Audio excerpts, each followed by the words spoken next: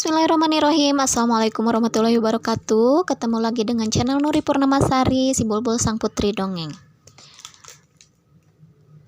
Ayah bunda, adik-adik, kawan-kawan semua, sekarang aku akan menceritakan sebuah dongeng yang berjudul Peri dan Hutan Berkabut. Tapi sebelumnya, tak lupa saya ingatkan subscribe, like, dan komen ya. Terima kasih. Selamat menyaksikan.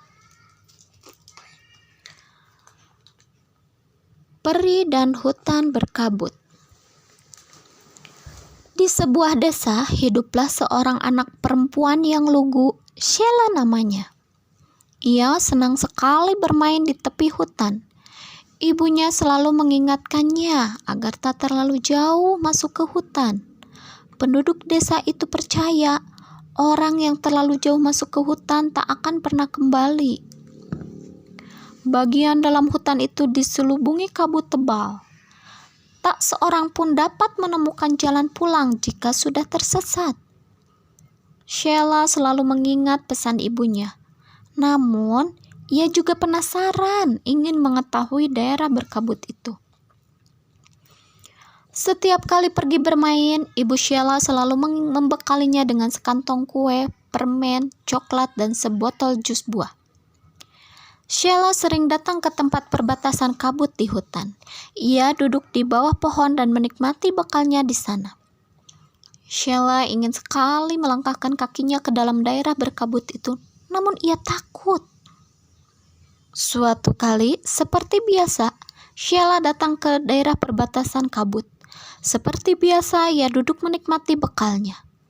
Tiba-tiba, Sheila merasa ada beberapa pasang mata memperhatikannya. Ia mengarahkan pandangan ke sekeliling untuk mencari tahu. Namun Sheila tak menemukan siapa-siapa. "Hei, siapapun itu, keluarlah. Jika kalian mau, kalian dapat makan kue bersamaku," teriak Sheila penasaran. Mendengar tawaran Sheila, beberapa makhluk memberanikan diri muncul di depan Sheila. Tampak 3 peri di hadapan Sheila. Tubuh mereka hanya separuh tinggi badan Sheila. Di punggungnya ada sayap, telinga mereka berujung lancip. Dengan takut-takut mereka menghampiri Sheila. Anak kecil pemberani itu tanpa ragu-ragu menyodorkan bekalnya untuk dimakan bersama-sama. Peri-peri itu bernama Pio, Plea, dan Plop. Ketiga peri itu kakak beradik. Sejak saat itu, Sheila dan ketiga kawan barunya sering makan bekal bersama-sama. Kadang mereka saling bertukar bekal. Suatu hari, Sheila bertanya pada ketiga temannya, "Pio, Plea, Plop, mengapa ada daerah berkabut di hutan ini? Apa isinya? Dan mengapa tak ada yang pernah kembali? Kalian tinggal di hutan sebelah mana?" tanya Sheila penuh ingin tahu. Mendengar pertanyaan Sheila, ketiga peri itu saling bertukar pandang. Mereka tahu jawabannya namun ragu untuk memberitahu Sheila. Setelah berpikir sejenak, akhirnya mereka memberitahu rahasia hutan berkabut yang hanya diketahui para peri. Para peri tinggal di balik hutan berkabut, termasuk kami. Kabut itu adalah pelindung agar tak seorang pun dapat masuk ke wilayah kami tanpa izin. Kami 3 bersaudara adalah peri penjaga daerah berkabut. Jika kabut menipis, kami akan meniupkannya lagi banyak-banyak. Jika ada tamu yang tak diundang masuk ke wilayah kami segera membuatnya tersesat. Jelas Pio, Plea, dan Plop. Sheila terkagum-kagum mendengarnya. "Bisakah aku datang ke negeri kalian suatu waktu?" tanya Sheila berharap.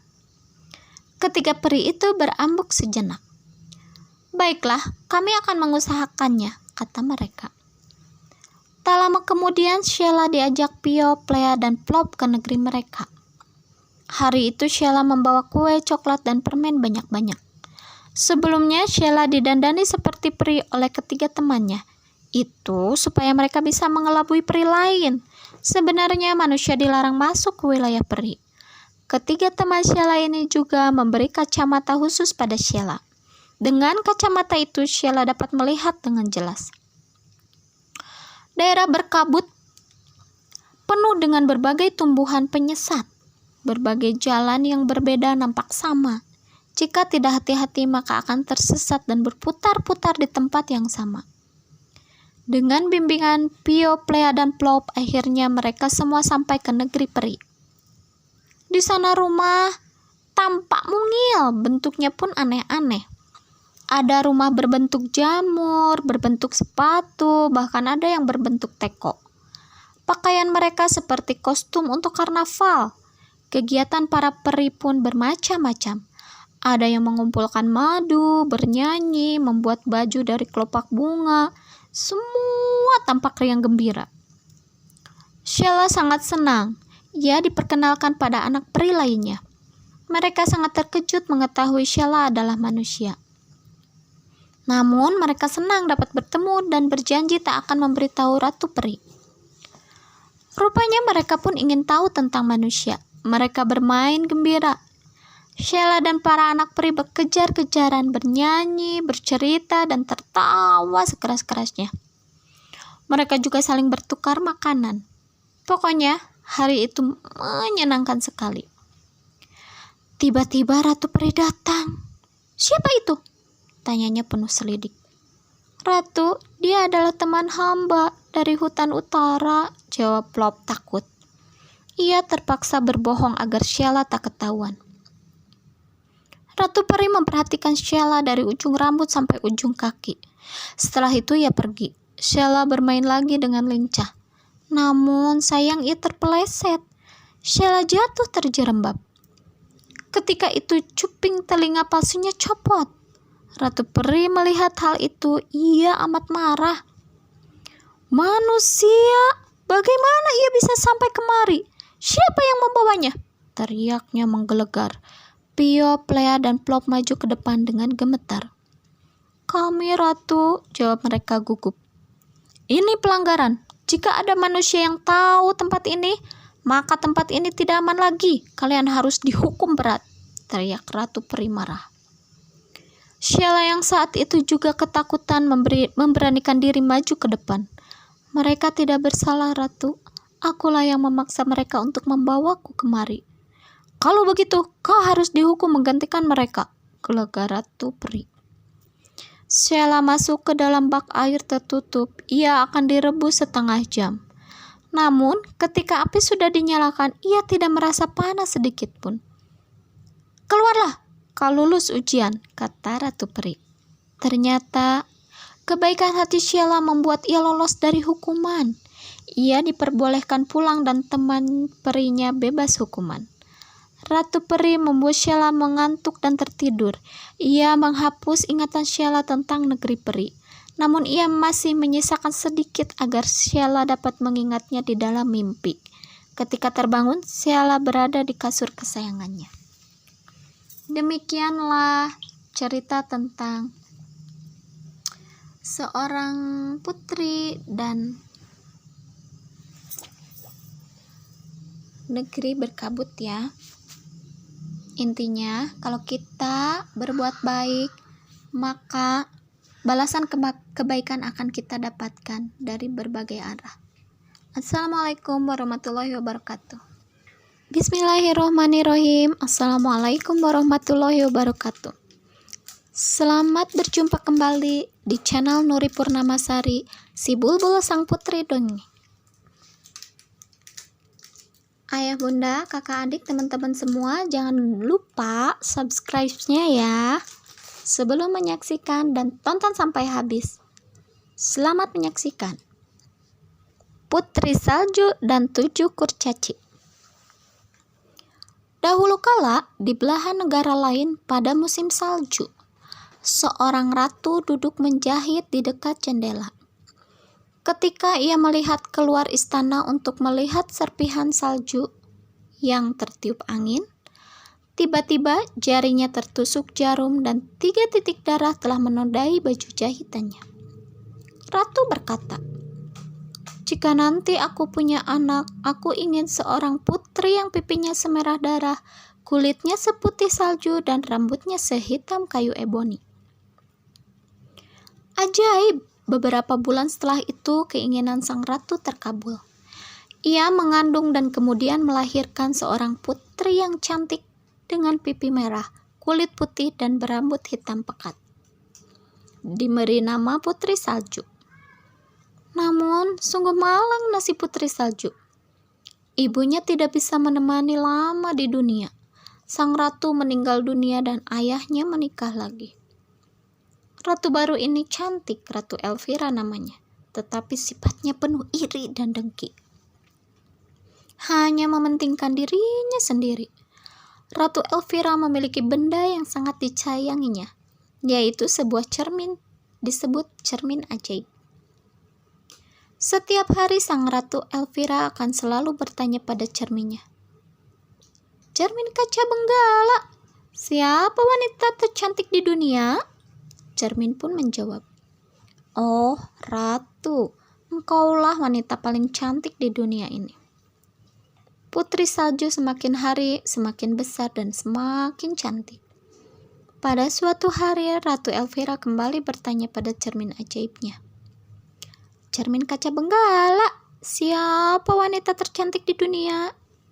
Cermin ajaib pun menjawab, "Oh, Ratu, Putri Salju lah wanita yang paling cantik di dunia."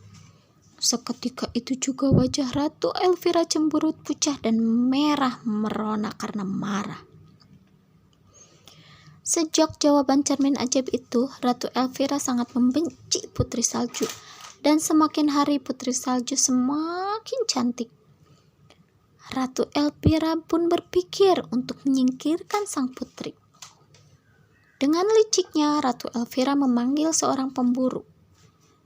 "Bawalah Putri Salju ke hutan dan bunuh," perintahnya. Kemudian si pemburu mengajak Putri Salju ke hutan. Karena tidak tega membunuh Putri Salju yang baik hati, si pemburu pun berkata, "Larilah putri dan janganlah kembali." Putri Salju pun berlari, berjalan tak berhenti, mengikuti perintah si pemburu. Putri Salju ketakutan. "Oh, kemana aku harus pergi?" Sambil menangis, Putri terus berjalan seorang diri. Akhirnya Putri melihat sebuah pondok. Di luar sangat dingin. Putri mengintip ke dalam pondok. Ruangannya sangat kecil dan aneh. Anehnya lagi, ada 7 kursi kecil, 7 piring kecil, dan 7 tempat tidur kecil pula. Karena tidak ada seorang pun, maka Putri pun memberanikan diri masuk ke pondok. Karena letih, Putri tertidur di salah satu ranjang kecilnya itu. Tak lama kemudian, datanglah 7 kurcaci si pemilik pondok. Ternyata mereka seharian bekerja di tambang. Seorang kurcaci menyalakan 7 lilin dan terkejut melihat ada seorang putri tertidur di ranjangnya. "Astaga, ada orang di sini!" Karena seruan kurcaci, Putri Salju pun terbangun dan 7 kurcaci pun mengerumuninya. "Cantik sekali gadis ini," kata mereka. "Kenapa engkau datang ke tengah hutan begini, anak manis?" tanya salah satu kurcaci dengan ramah. "Adakah sesuatu yang dapat kami lakukan untuk menolongmu?" Kemudian Putri Salju pun bercerita tentang ibunya Ratu Elvira yang sangat jahat. Setelah bercerita, Putri Salju menangis karena sedih. "Cup, cup, cup, jangan menangis. Tinggallah di sini bersama kami," kata salah satu kurcaci. "Di sini engkau akan aman dari wanita tua jahat itu." Di istana, Ratu Elvira kembali bertanya pada cermin ajaibnya, "Cermin kaca benggala, siapa wanita tercantik di dunia?" Cermin ajaib pun menjawab, "Oh, Ratu, Putri Salju lah wanita yang paling cantik di dunia ini. Di tengah rimba bersama 7 kurcaci, di sanalah Putri Salju berada." Sang ratu pun menjerit marah. Ia pun merencanakan rencana jahatnya kembali. Keesokan harinya, ketujuh kurcaci berangkat kerja. Putri Salju merapikan pondok sambil bersenandung. Tak lama kemudian, seorang nenek mengetuk pintu. Dialah Ratu Elvira yang menyamar sebagai nenek penjual keliling. "Lihatlah barang bagus ini, anakku," katanya sambil tertawa. Putri Salju terpesona. Ia memberikan nenek itu mengikat pita merah jambu di lehernya. Tiba-tiba nenek itu mengetatkan ikatannya. Putri Salju tercekik dan jatuh ke tanah. Betapa terkejutnya kurcaci ketika pulang ke pondok selepas kerja. Melihat Putri Salju tergeletak hampir mati, kurcaci pun melepaskan pita di lehernya dan Putri bisa bernapas lagi. Keesokan paginya, Putri Salju sudah sehat kembali. Penjual itu adalah si ratu jahat, kata kurcaci. Sebelum berangkat, kurcaci berpesan, jangan membukakan pintu bagi orang yang tidak dikenal. Di istana lagi-lagi cermin ajaib memberitahu bahwa Putri Salju belum mati. Ratu Elpira pun kembali menyamar. Kali ini sebagai nenek ramah penjual sisir. Lagi-lagi Putri Salju hampir mati karena sisirnya beracun. Kurcaci geram, siapapun tidak boleh masuk rumah, kata mereka tegas. Ketika Ratu Elpira mengetahui bahwa ia gagal lagi, keesokan harinya kembali Ratu menyamar untuk membunuh Putri Salju. Dia membawa sekeranjang apel beracun. Pintu pondok diketuk. Pintunya tidak perlu dibuka anak manis, tapi cobalah apel yang matang ini. Rasanya segar dan nikmat sekali. Putri Salju tidak curiga dan mencoba menggigit apel tersebut. Sore harinya kurcaci kembali menemukan Putri Salju telah tergolek di lantai. Segala usaha untuk menyelamatkan Putri Salju sia-sia. Kita telah kehilangan gadis paling cantik di dunia, ratap mereka. Sementara itu di istana dengan angkuh Ratu Elpira bertanya pada cermin ajaib. Cermin kaca benggala, siapa wanita tercantik di dunia? Cermin pun menjawab, Ratu Elpira lah wanita tercantik di dunia. Para kurcaci tidak bisa berpisah dengan Putri Salju. Pipinya yang merah darah, kulitnya seputih salju dan rambutnya yang hitam seperti kayu eboni. Kurcaci membuatkan peti mati dari kaca dan dengan hati-hati membaringkan Putri Salju di dalamnya. Siang malam, para kurcaci berjaga seolah-olah menemani sang putri yang sedang tertidur. Pada suatu petang lewatlah pangeran muda. Begitu melihat Putri Salju, dia jatuh cinta. Aku mohon pada kalian, izinkanlah aku membawanya pulang, supaya ia dapat berbaring dengan layak di istana. Akhirnya para kurcaci setuju. Dalam perjalanannya menuruni gunung, seorang pelayan pengusung peti tersandung dan dari mulut Putri Salju keluar secuil buah apel yang selama ini tersangkut di kerongkongannya. Putri Salju membuka mata dan melihat pangeran. Pangeran tentu saja gembira bukan main. Dengan mata berbinar dia berkata, maukah kau menjadi istriku? Putri Salju mengangguk bahagia. Para kurcaci girang melihat Putri Salju telah sadar dan bahagia bersama pangeran muda. Akhirnya Putri Salju hidup bahagia dengan pangeran muda. Sedangkan Ratu Elpira yang jahat mati jatuh ke jurang ketika hendak membunuh Putri Salju. Demikian cerita tentang Putri Salju. Sampai jumpa lagi di episode berikutnya. Assalamualaikum. Bismillahirrohmanirrohim. Assalamualaikum warahmatullahi wabarakatuh. Selamat datang kembali di channel Nuri Purnamasari si Bulbul Sang Putri Dongeng. Kali ini aku akan membawakan sebuah dongeng dengan judul Cinderella. Sebelumnya, pastikan kalian sudah subscribe channel aku dan like. Tonton sampai habis ya. Cinderella. Di sebuah kerajaan ada seorang anak perempuan yang cantik dan baik hati. Ia tinggal bersama ibu dan kedua kakak tirinya. Karena orang tuanya sudah meninggal dunia, di rumah tersebut ia selalu disuruh mengerjakan seluruh pekerjaan rumah. Ia selalu dibentak dan hanya diberi makan 1 kali saja dalam sehari oleh ibu tirinya. Kakak-kakaknya yang jahat memanggilnya Cinderella. Cinderella artinya gadis yang kotor dan penuh dengan debu. Nama yang cocok buatmu. kata mereka. Setelah beberapa lama, pada suatu hari datang pengawal kerajaan yang menyebarkan surat undangan pesta dari istana. Asyik, kita akan pergi dan berdandan secantik-cantiknya. Kalau aku jadi putri raja, ibu pasti akan gembira, kata mereka. Hari yang dinanti tiba. Kedua kakak tiri Cinderella mulai berdandan dengan gembira. Cinderella sangat sedih sebab ia tidak diperbolehkan ikut oleh kedua kakaknya ke pesta di istana. Baju pun kau tak punya, apa mau pergi ke pesta dengan baju seperti itu? Kata kakak Cinderella. Setelah semua berangkat ke pesta, Cinderella kembali ke kamarnya. Ia menangis sekeras-kerasnya karena hatinya sangat kesal.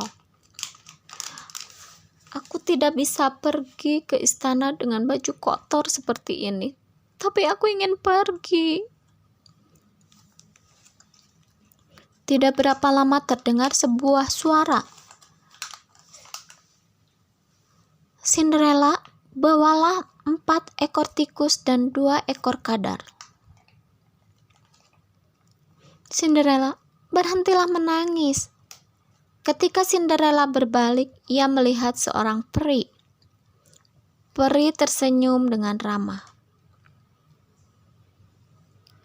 Kemudian peri tersebut mengatakan bahwa Cinderella harus membawa 4 ekor tikus dan 2 ekor kadal. Setelah semuanya dikumpulkan, peri membawa tikus dan kadal tersebut ke kebun labu di halaman belakang. Simsalabim, sambil menebar sihirnya terjadilah suatu keajaiban. Tikus-tikus berubah menjadi 4 ekor kuda, serta kadal berubah menjadi 2 orang sais. Yang terakhir, Cinderella berubah menjadi putri yang sangat cantik dengan memakai gaun yang sangat indah. Karena gembiranya, Cinderella mulai menari berputar-putar dengan sepatu kacanya seperti kupu-kupu. Peri berkata, Cinderella, pengaruh sihir ini akan lenyap setelah lonceng pukul 12 malam berhenti. Karena itu, pulanglah sebelum lewat tengah malam. Iya, Nek, terima kasih, jawab Cinderella. Karena kuda emas segera berangkat, kereta tersebut membawa Cinderella menuju istana. Setelah tiba di istana, ia langsung masuk ke aula istana. Begitu masuk, pandangan semua yang hadir tertuju pada Cinderella. Mereka sangat kagum dengan kecantikan Cinderella. Cantiknya putri itu, putri dari negara mana ya? Tanya mereka. Akhirnya sang pangeran datang menghampiri Cinderella. Putri yang cantik, maukah Anda menari dengan saya? Katanya. Ya, kata Cinderella sambil mengulurkan tangannya dan tersenyum. Mereka menari berdua dalam irama yang pelan. Ibu dan kedua kakak Cinderella yang berada di situ tidak menyangka kalau putri yang cantik itu adalah Cinderella. Pangeran terus berdansa dengan Cinderella. Orang seperti Andalah yang saya idamkan selama ini, kata sang pangeran. Karena bahagianya, Cinderella lupa akan waktu. Jam mulai berdentang 12 kali. Maaf pangeran, saya harus segera pulang. Cinderella menarik tangannya dari genggaman sang pangeran. Cinderella pun berlari keluar istana. Di tengah jalan sepatunya terlepas sebelah, tapi Cinderella tidak memperdulikannya. Ia terus berlari dan berlari dan berlari. Pangeran mengejar Cinderella, tapi ia kehilangan jejak Cinderella. Di tengah anak tangga ada sebuah sepatu kaca kepunyaan Cinderella. Pangeran mengambil sepatu itu. Aku akan mencarimu, katanya bertekad dalam hati. Meskipun Cinderella kembali menjadi gadis yang penuh debu, ia amat bahagia karena bisa pergi pesta. Esok harinya, para pengawal yang dikirim pangeran datang ke rumah-rumah yang ada anak gadisnya di seluruh pelosok negeri untuk mencocokkan sepatu kaca dengan kaki mereka. Tetapi tidak ada yang cocok, sampai akhirnya para pengawal tiba di rumah Cinderella. "Kami mencari gadis yang kakinya cocok dengan sepatu kaca ini," kata para pengawal. Kedua kakak Cinderella mencoba sepatu tersebut, tapi kaki mereka terlalu besar. Mereka tetap memaksakan kakinya dimasukkan ke sepatu kaca sampai lecet. Pada saat itu pengawal melihat Cinderella. "Hei kamu, cobalah sepatu ini," katanya. Ibu tiri Cinderella menjadi marah. "Tidak akan cocok dengan anak ini." Kemudian Cinderella menjulurkan kakinya. Ternyata sepatu tersebut sangat cocok. "Ah, Andalah putri itu," seru pengawal gembira. "Cinderella, selamat." Cinderella menoleh ke belakang. Peri sudah berdiri di belakangnya. "Mulai sekarang hidupmu berbahagia dengan pangeran. Simsalabim," katanya. Begitu peri membaca mantranya, Cinderella berubah menjadi seorang putri yang memakai gaun pengantin. "Pengaruh sihir ini tidak akan hilang walau jam berdentang 12 kali," kata sang peri. Cinderella diantar oleh tikus-tikus dan burung yang selama ini menjadi temannya. Sesampainya di istana, pangeran menyambutnya sambil tersenyum bahagia. Akhirnya Cinderella menikah dengan pangeran dan hidup berbahagia. Demikianlah kisah Cinderella.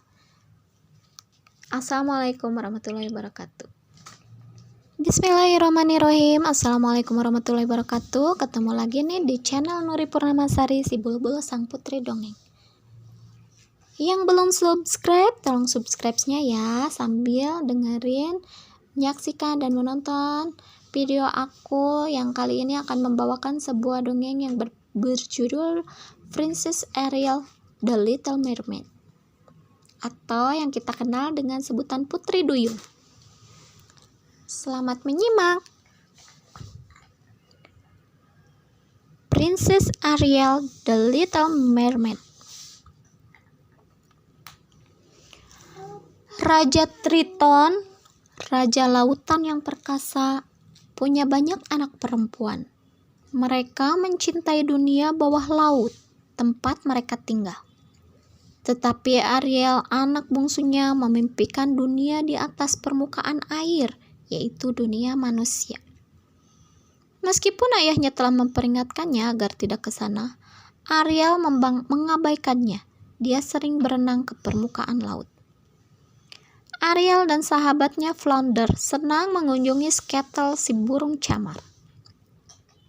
Skeetel memberitahu mereka tentang segala barang manusia yang ditemukan Ariel di dasar laut. Pada suatu hari, Triton tahu bahwa Ariel sedang pergi ke permukaan laut. Triton marah sekali. Dia mencemaskan keselamatan Ariel. Maka dia meminta sahabat kepercayaannya Sebastian si kepiting untuk mengawasi Ariel. Beberapa hari kemudian, Ariel melihat ada kapal melintas di permukaan laut. "Manusia!" seru Ariel sambil cepat-cepat berenang mendekati kapal itu. "Oh tidak!" teriak Sebastian. Cepat-cepat dia dan Flounder mengejar Ariel. Ketika Ariel muncul di permukaan air, dilihatnya sebuah kapal besar penuh pelaut yang bernyanyi-nyanyi dan menari-nari. Mata Ariel bercahaya ketika dia melihat pemuda gagah yang oleh para pelaut dipanggil Pangeran Eric. Ariel jatuh cinta pada pandangan pertama. Tiba-tiba langit menjadi gelap dan kilat menyambar-nyambar. Kapal Pangeran Eric bukan tandingan badai yang mengerikan itu. Kapal itu diombang-ambingkan ombak dan Pangeran Eric terlempar ke laut. "Aku harus menyelamatkannya," teriak Ariel. Disambarnya pangeran yang hampir tenggelam itu, lalu dia berenang ke pantai. Ditariknya Pangeran Eric ke atas pasir. Pangeran Eric tidak bergerak ketika Ariel menyentuh wajahnya dengan lembut dan menyanyikan sebuah lagu cinta yang indah untuknya. Tak lama kemudian, Ariel mendengar anak buah pangeran mencarinya. Dia tak ingin dilihat manusia, jadi diciumnya pangeran, lalu dia cepat-cepat menyelam kembali ke laut. Pangeran Erik siuman dan menemukan Sir Grimsby, pelayannya yang setia, di sisinya. "Apa yang terjadi?" tanya Sir. Dia senang Pangeran Erik masih hidup. "Ada gadis," kata pangeran yang masih kelihatan bingung. "Seorang gadis menyelamatkan aku lalu menyanyi. Suaranya merdu sekali, belum pernah aku mendengar suara semerdu itu. Aku ingin menemukan gadis itu dan aku ingin menikahinya." Rupanya Pangeran Erik juga telah jatuh cinta. Raja Triton marah sekali ketika ia tahu bahwa Ariel jatuh cinta pada seorang manusia. Dia segera berenang ke gua tempat Ariel menyimpan koleksi barang-barang miliknya. "Ayah, aku mencintainya," kata Ariel. "Aku ingin bersamanya. Dia manusia, pemakan ikan," teriak Triton. "Tidak boleh."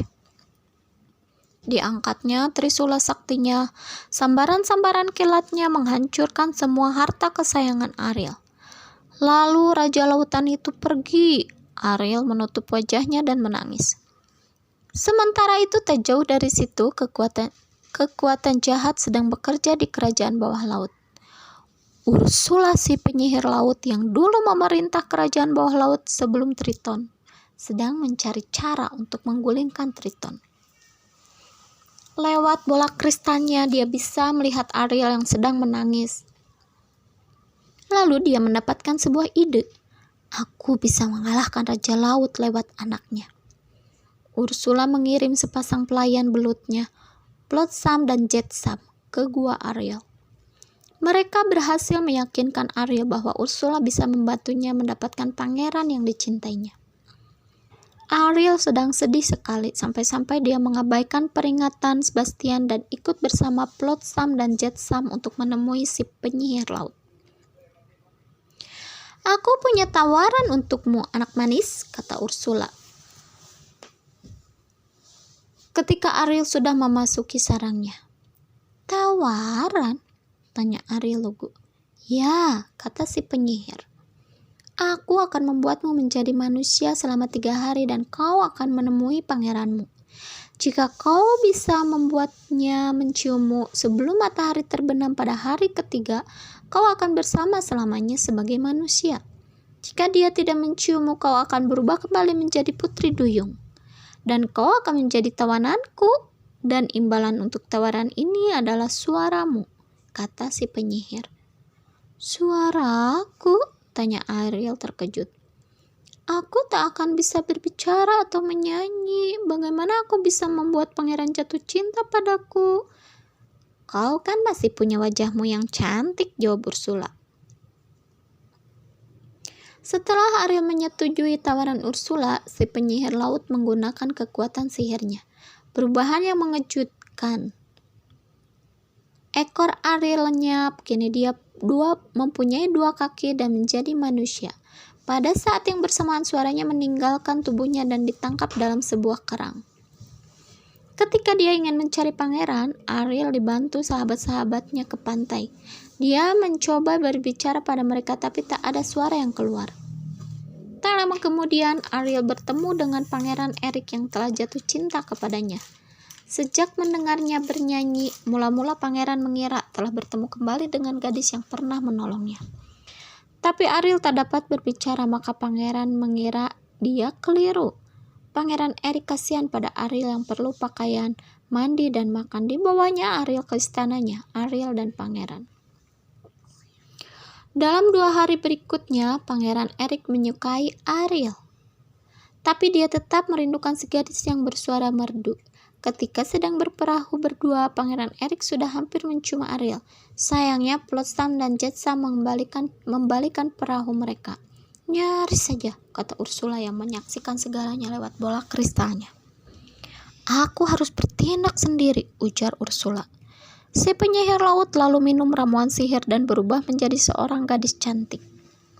Pada pagi hari ketiga, istana menjadi sibuk.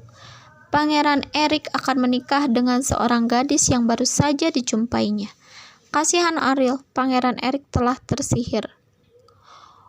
Ursula yang kini tampil sebagai gadis cantik telah menggunakan suara Ariel yang disimpannya dalam kerang dan digantungkan di lehernya. Pangeran Erik mengira dia adalah gadis yang menyelamatkannya ketika kapalnya karam. Ariel pun patah hati. Upacara pernikahan akan berlangsung di atas kapal baru Pangeran Erik. Skeetel kebetulan terbang melintasi kapal itu, tepat ketika si pengantin putri melewati cermin. Bayangan yang terpantul di cermin adalah bayangan penyihir laut. Skeetel sadar bahwa Pangeran Erik telah ditipu. Cepat-cepat dia menjelaskan hal ini pada Ariel dan teman-temannya yang lain. Sebastian cepat menyusun rencana. Kemudian Flounder membantu Ariel naik ke kapal Pangeran Erik. Skeetel mengatur sekawanan camar temannya untuk menunda pernikahan. Aku akan memberitahu Triton akan hal ini, kata Sebastian. Pernikahan Pangeran Erik dan si gadis hampir dilaksanakan. Ketika sekawanan burung camar dipimpin oleh Skeetel meluncur turun menyerang si pengantin. Pengantin putri berteriak. Suara yang keluar adalah suara penyihir laut. Ariel naik ke geladak tepat ketika Skeetel berhasil menjatuhkan kerang yang berisi suara Ariel dan leher si gadis. Kerang itu pecah dan suara Ariel kembali kepadanya. Oh, Pangeran Erik, aku mencintaimu, kata Ariel. Rupanya memang kau, kata Pangeran Erik. Matahari menghilang di ufuk barat tepat ketika mereka akan Waktu 3 hari yang diberikan pada Ariel telah habis. Dia berubah kembali menjadi putri duyung. Sementara si gadis juga berubah menjadi penyihir laut. Ursula menyambar Ariel dan terjun ke laut. Berkat pemberitahuan Sebastian, Triton sudah menunggu di sarang Ursula ketika mereka tiba di sana. Kulepaskan anakmu jika kau mau menjadi gantinya, seru Ursula. Triton setuju. Sekarang Triton yang menjadi tawanan Ursula, menggantikan Ariel. Ursula memiliki Trisula Sakti, Triton, dan menguasai kerajaan bawah laut. Tiba-tiba sebuah pedang menusuk bahu Ursula. Rupanya Pangeran Erik datang untuk menyelamatkan Ariel. Ariel berenang ke permukaan laut bersamanya. Tetapi Ursula mengikuti tepat di belakang mereka. Seiring dengan bertambahnya kemarahannya, tubuhnya pun semakin besar sampai muncul ke atas permukaan laut. Ursula marah. Pangeran Erik berenang ke arah kapalnya lalu segera naik. Disambarnya kemudian dan diarahkannya kapal ke tubuh Ursula. Tapi ketika Ursula akan mengambil sambaran kilat maut ke arah Ariel dengan trisulanya, kapal Pangeran Erik menabraknya. Si penyihir laut yang jahat telah binasa. Karena si penyihir laut telah mati, Triton bebas. Dia muncul ke atas permukaan laut dengan memegang trisulanya. Dilihatnya Ariel sedang menatap Pangeran Erik dengan tatapan penuh kasih sayang. Ariel betul-betul mencintainya ya, kata si Raja Laut kepada Sebastian yang berada di sampingnya. Sebastian mengangguk, aku akan rindu padanya. Triton menambahkan. Kemudian diangkatnya Trisula saktinya dan diarahkan kilat sakti ke arah ekor Ariel. Ekor si putri duyung lenyap dan sekali lagi dia punya kaki. Ariel sekarang menjadi manusia. Pangeran Erik pun sangat berbahagia. Tak lama kemudian mereka menikah dan berlayar bersama. Demikian gadis cerita tentang Putri Duyung. Sampai jumpa lagi di cerita berikutnya.